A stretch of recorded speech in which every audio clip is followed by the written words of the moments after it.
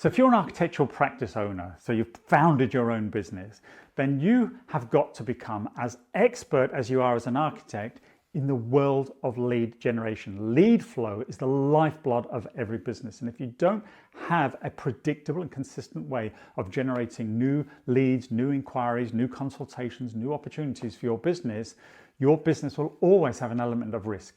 Now, I've worked with lots of architectural practices.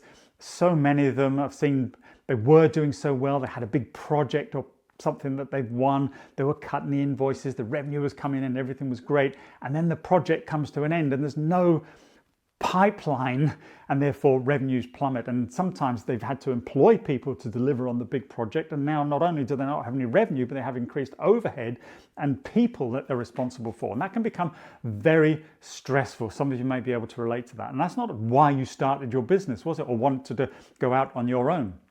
So the key is you have got to become expert in lead gen.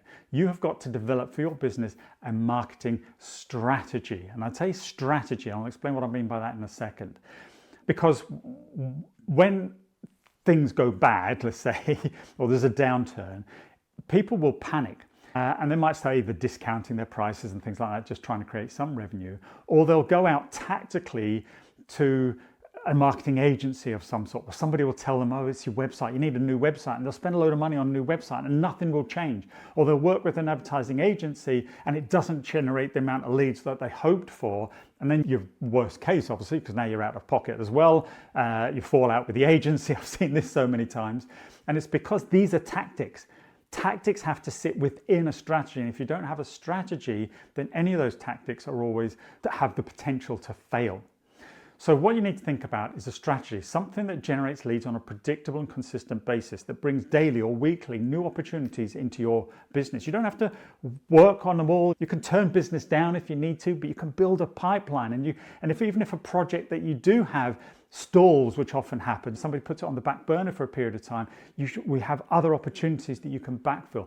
That's how you create a consistent revenue. That's how you create a stress-free life for you as a business owner, and also gives you the opportunity to then scale and grow your practice. And if you ever thought about selling it, one of the first things a buyer would look for is how do you create and find new customers? And if you don't have that in place in a way that you can demonstrate and articulate effectively, your business quite often can be worthless in that sense. And that may not be something you choose or want to do, but even as the owner of the business yourself, you need to be able to generate leads on a consistent and constant basis. And that is the key to success in running a small practice.